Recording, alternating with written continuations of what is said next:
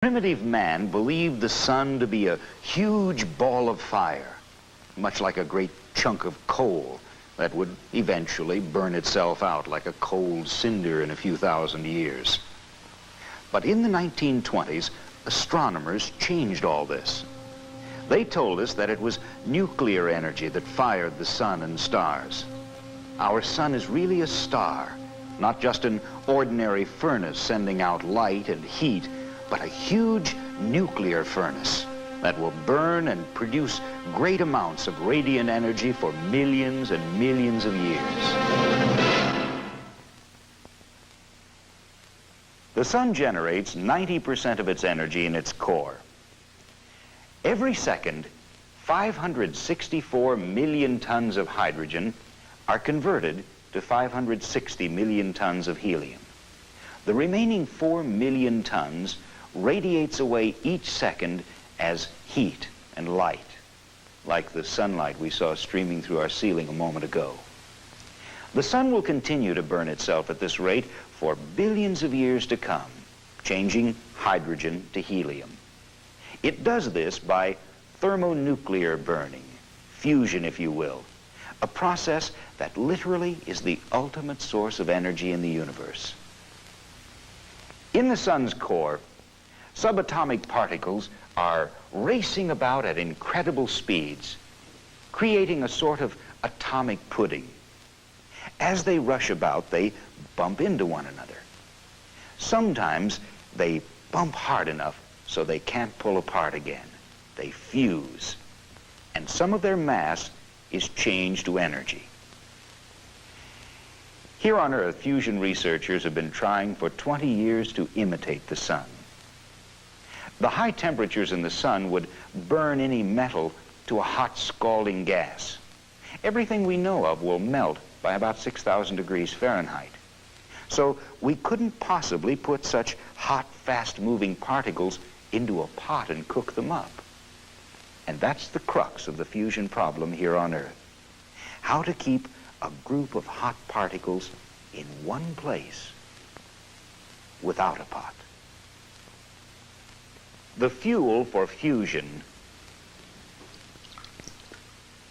is in common water, the heavy hydrogen that exists in all the world's oceans. Man, figuratively, lives on an ocean of energy. Here are 2 gallons of water. There's a little less than 1/100th of an ounce of heavy hydrogen in here, costing only a few cents to extract it from the water. Fusion reactions occurring in that quantity of fuel would produce the same heat energy as the combustion of 2 tons of coal, or the burning of 300 gallons of gasoline. 1 pound of fusion fuel would produce 40 million kilowatt hours of electricity, enough electricity for 20,000 people for a year. Fusion researchers are trying to liberate some of the energy that holds the nucleus together. Remember, we're working with charged particles, a group of extremely high temperature particles called a plasma, the 4th state of matter. Let's look at one of the more practical fusion reactions, one that occurs more easily than any other. This white ball represents a deuterium nucleus, a form of hydrogen, the most common element in the universe. This red ball over here represents a nucleus of tritium, another form of hydrogen. When these particles are accelerated to high speeds and collide, they fuse, forming a single, heavier, unstable nucleus, which quickly breaks apart at enormous speed, forming a single neutron particle and a helium nucleus. There is less mass at the end of this reaction than at the beginning. This mass has not been lost. It has been converted into kinetic energy. When a nucleus of deuterium hits a nucleus of tritium, they will fuse to form a single, heavier, unstable nucleus, quickly springing apart with increased energy to form a single neutron and a nucleus of helium. That's one possible fusion reaction. Einstein's formula, E equals mc squared, tells us that mass and energy are equivalent. There's another point to remember here. A small part of the mass of any nucleus is present in the form of energy that binds the parts of the nucleus together. It takes less energy to bind the nucleus formed after a fusion reaction than it did to bind the individual nuclei that collided to create that fusion reaction. Remember, if an atom were the size of this room, its nucleus would be no larger than this grain of sand. Normal atoms can get no closer than about 100 millionth of an inch. This is because their outer electrons would touch. That may not seem like much space, but it does keep the nuclei apart. So we must ionize the atoms. That's another way of saying stripping off their outer electrons. Now the nuclei can approach each other much more closely. There's no protective screen of electrons keeping them apart.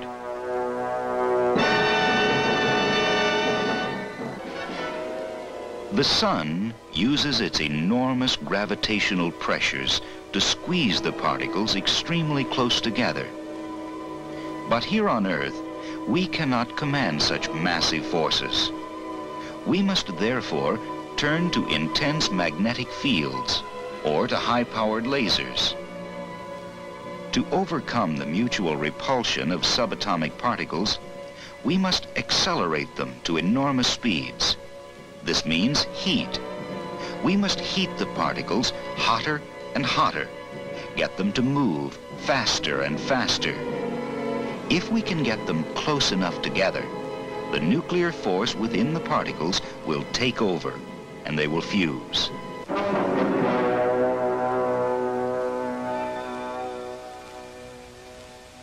Making a plasma is easy.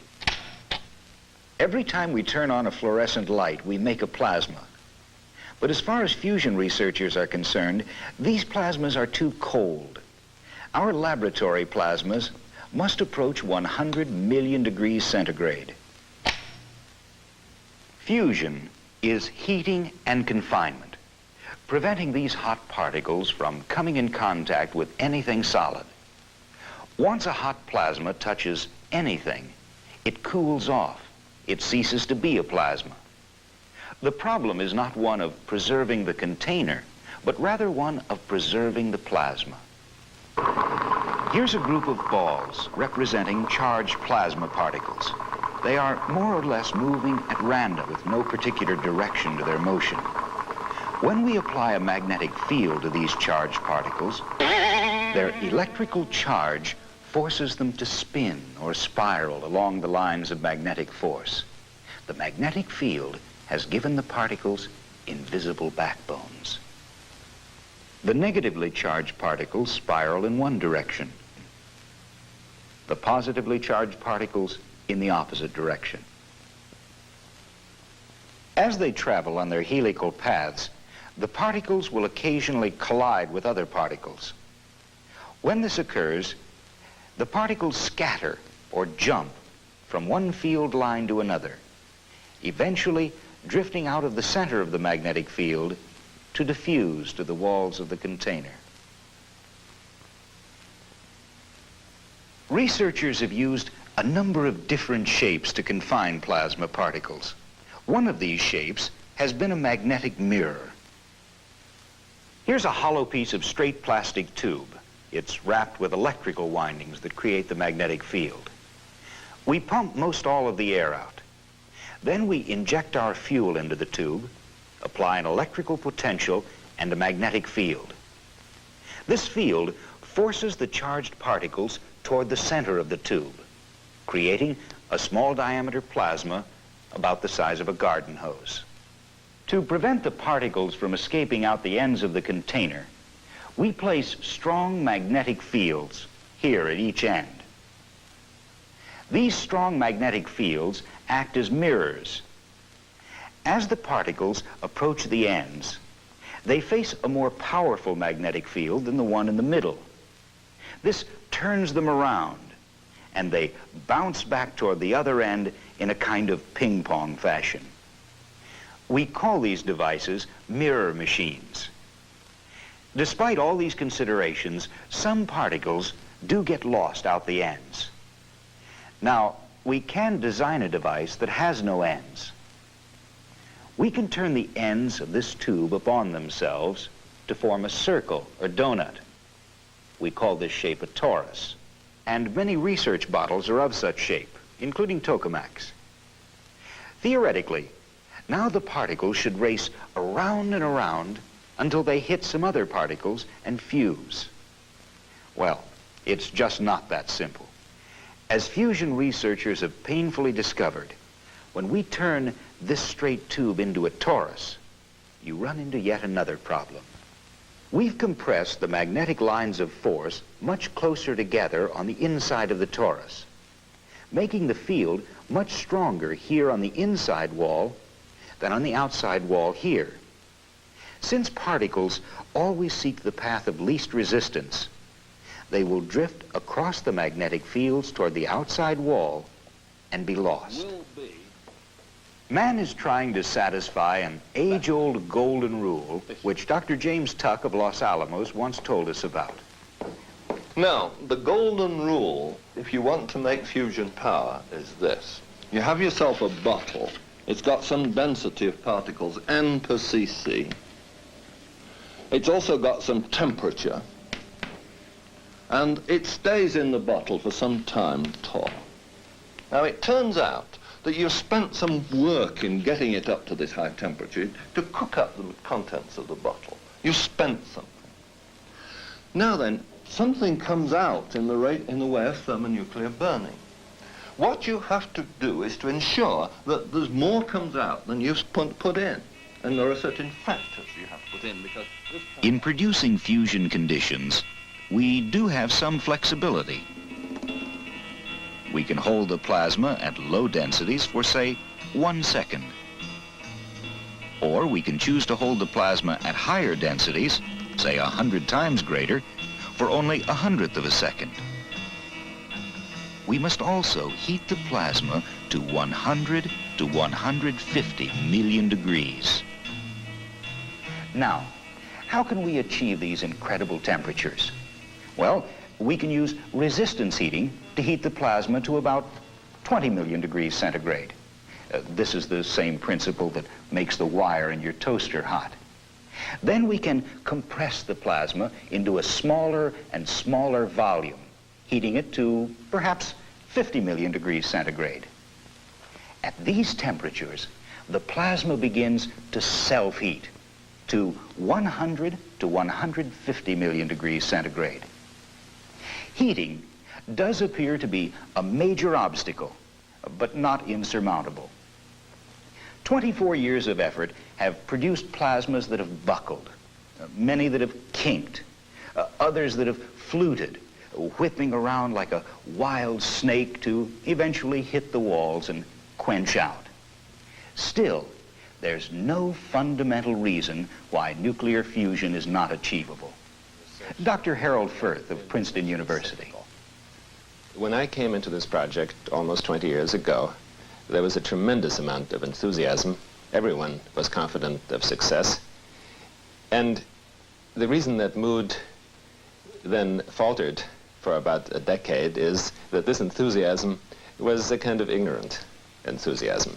If you don't know the subject, then being a good, healthy, cheerful, red-blooded scientist, you're naturally enthusiastic. So, after this initial enthusiasm, then came a decade of caution and skepticism, and now, after 20 years, we are back to enthusiasm. The important difference is that the present enthusiasm is based on information. Among the things that we know for certain are the following. Fusion fuel is an essentially infinite supply and is available to all countries at negligible cost. Fusion will produce no noxious chemical combustion products, and there will be absolutely no chance of a runaway reaction. And fusion will not involve materials that could be stolen or used for clandestine purposes. Fusion will involve some radioactivity, but in relatively small amounts. And fusion power plants will be able to be sited essentially where we want, possibly even inside of the cities, where their energy can best be used. Finally, our studies show that fusion power costs should be comparable with those that we have today.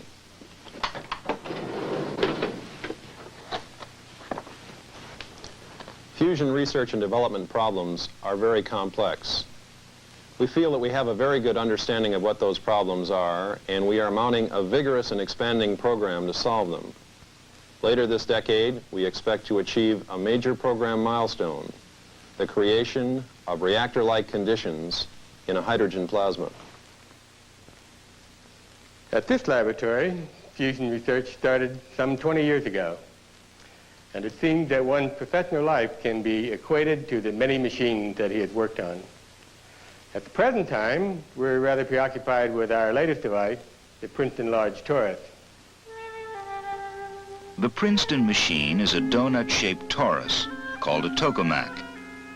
It's a significant step up in size, confining a plasma that's about 3 feet across. To demonstrate fusion, the plasma must reach 100 million degrees. These Princeton researchers hope to raise their plasma temperatures into the 20 to 50 million degree range, push their confinement times up to 1/10 of a second or so. Their biggest job?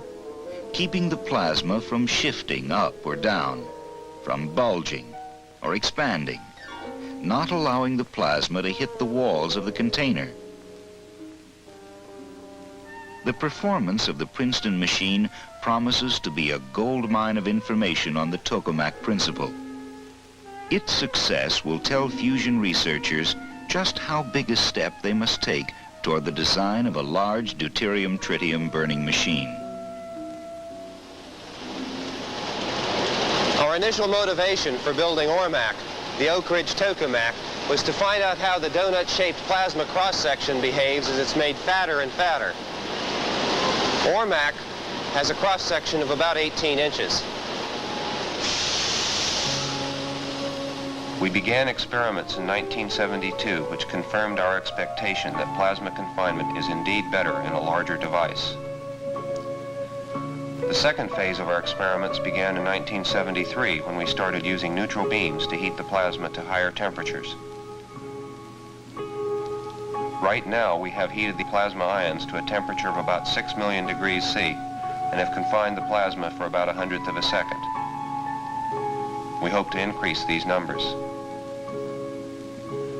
Much of our work at Oak Ridge and other fusion laboratories is aimed at determining scaling laws, so that when we design and build fusion test reactors, we'll have a better idea of plasma behavior in these large systems. I've been at this game here in Livermore since 1953. That's over 20 years.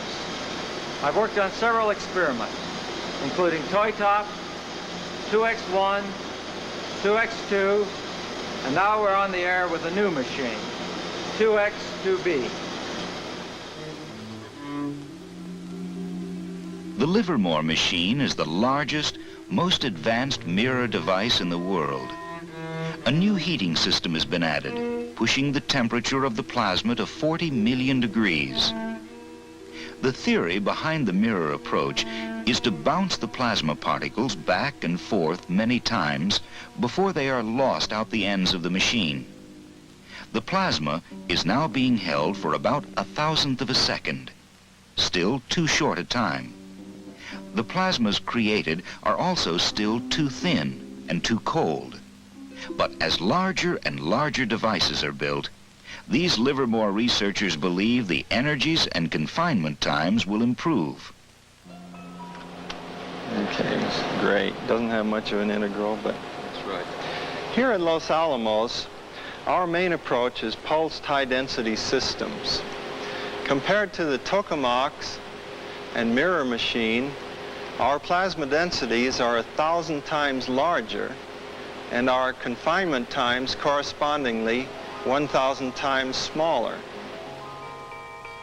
At Los Alamos, the problems are not ones of temperature and density, but ones of confinement. The philosophy is to quickly shock heat the plasma to fusion temperatures and densities before it becomes lost. Early experiments in straight devices solved many technical problems, but all suffered from the plasma leaking out the ends of the tube. In 1974, researchers turned the device into a torus, eliminating the end losses. Currently, the plasma has been successfully placed on a circle. Efforts are now concerned with stabilizing the plasma, preventing it from jumping off the circle by use of feedback circuits. We at General Atomic are a little bit different than most people working in tokamaks. Both tokamaks and doublets are toroidal or donut-shaped magnetic bottles. Dr. Okawa and his colleagues at San Diego are working with a unique non-circular plasma. This kidney-shaped device achieves the same confinement times as other machines, but uses 10 times less magnetic pressure. This is an important cost savings in the design of a fusion power plant. The non-circular concept was proven with earlier experiments in smaller devices. Plans are now underway to construct a still larger machine, the Doublet 3. It will operate at temperatures of 50 million degrees. Since magnets are the major expense of a fusion reactor, the Doublet design promises to be the least expensive approach. Man's only successful method of producing fusion did not involve magnetic fields at all. That was the hydrogen bomb. That same principle could be used in a controlled manner, using high-powered lasers. Here's how it works. An ultra-high-powered laser would fire its light beam at a very small pellet dropped into a target chamber. The pellet would be hit from all sides at the same time, its outer layers vaporizing away, the inner core compressed. The core of the pellet would be compressed and heated to fusion densities and temperatures before it could overcome its inertia and expand.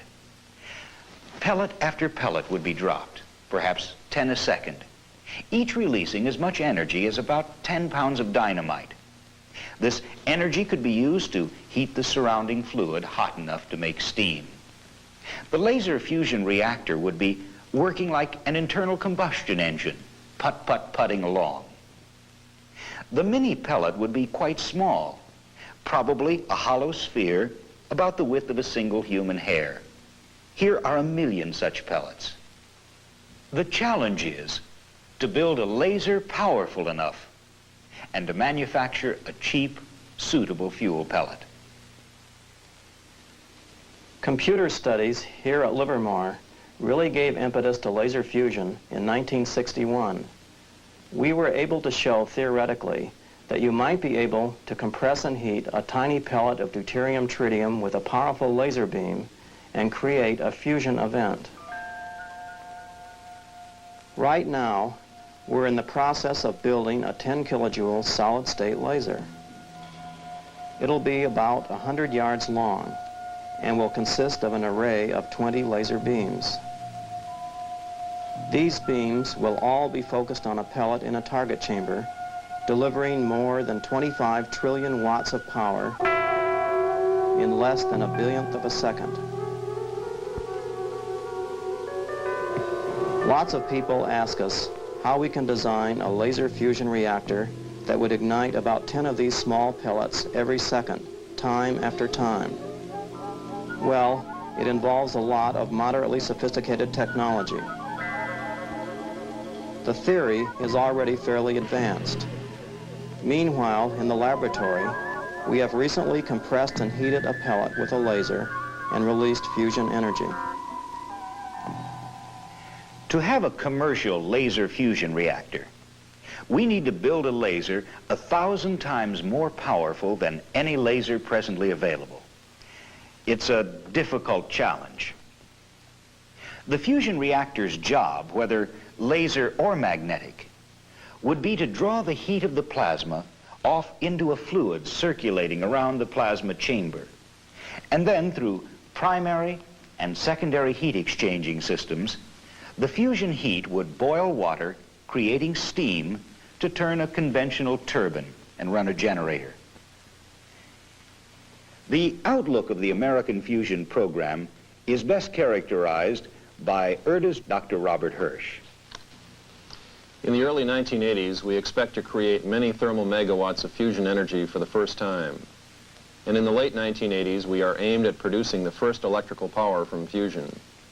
After we operate a fusion demonstration plant in the mid to late 1990s, fusion should then become a commercial reality, ready to begin to relieve our dependence on other energy sources as we start into the 21st century.